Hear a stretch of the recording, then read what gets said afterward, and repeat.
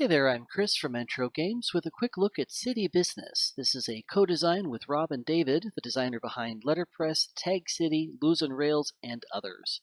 City Business is a game with deck building, area control, resource management, and set collection. It's for 1 to 4 players, 30 minutes to play, ages 8 and up. Our goal is a gateway or gateway plus game with some simple but meaty decisions, and there's plenty of other themes that can be used as well. Players are city planners assembling a staff, your deck, to help you build various building projects, these tiles you see up here.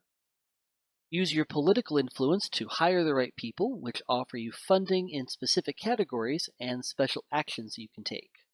So we're almost set up for a 2-player game here. I've got my starting deck of 6 cards. This is identical for everyone. I'm going to shuffle this up and draw 3 cards from it to start my hand.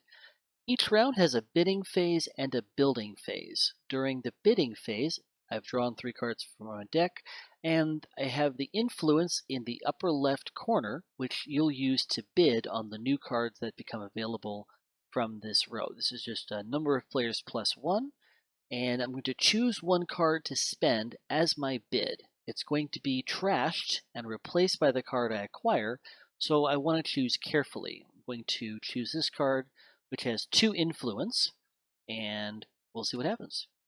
Once everyone has played 1 bid card face down, we flip the cards face up. We compare the influence numbers. In a case of a tie, the player with the tiebreaker token prevails. In this case, my 2 is higher than my opponent's 1, so I would choose 1 card from this row to take and put in my discard pile.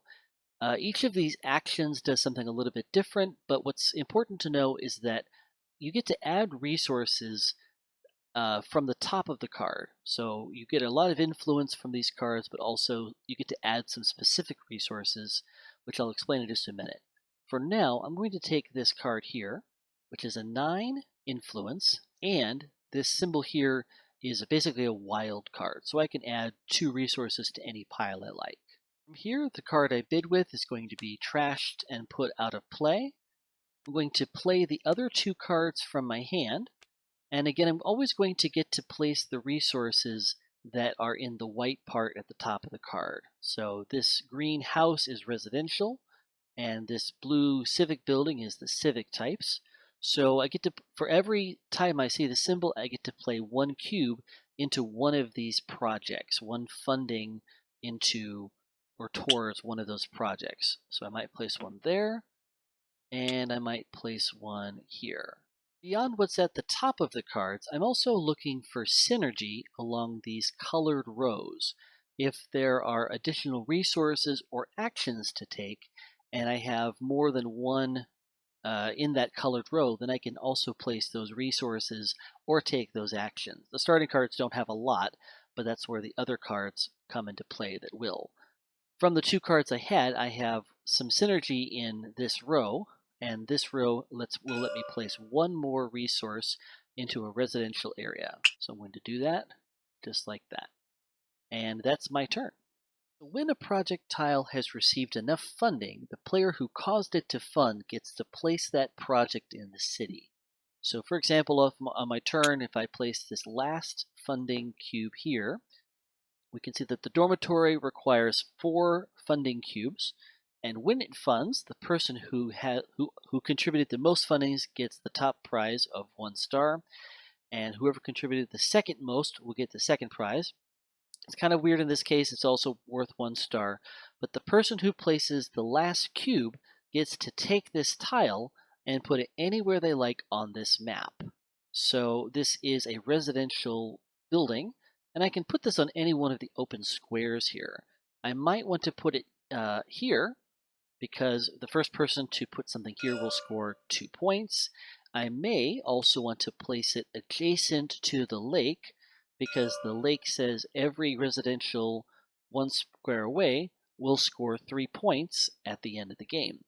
That is if I still control that space. This is where some of the area control can come into play. But I'm going to put it here, and I'm going to take 1 of my cubes. I'm going to put it on the tile itself to show that I was the one that caused it to fund and caused it to be built. Okay, so I fast forwarded a few rounds in the game. We have built a lot of places, and a very special thing is going to happen when we start the next round. When one person reaches 25 points, usually around halfway through the game, this town becomes a city.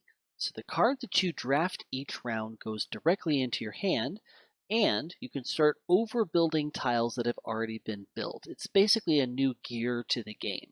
So let's say I've contributed enough cubes to make this tile funded.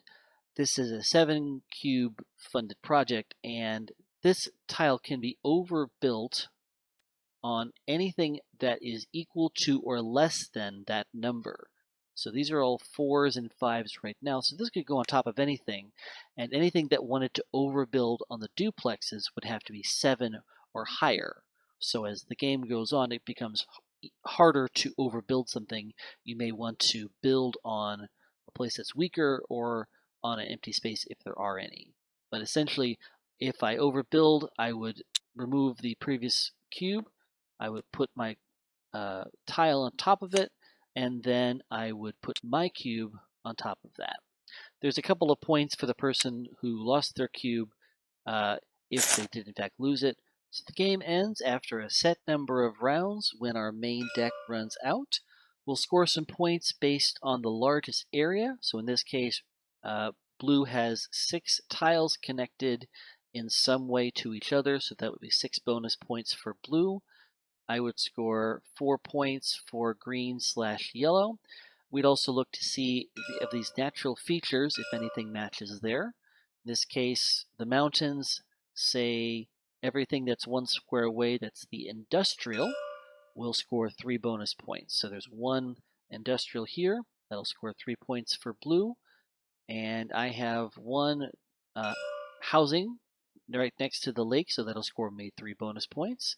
And most points wins. We've worked really hard to keep the decision space simple. You've got 3 cards in your hand, one of which is used and replaced every turn. Your deck always starts and ends every turn with 6 cards, so deck builder fans will need to focus on quality and synergy, not quantity. There's more to do or try to control, so you're able to choose to focus on one strategy or spread your influence around. These modular tiles make for some replayability, and we have a few theme ideas beyond city building. This has been City Business, and I've been Chris Backe of Games. Thanks for watching.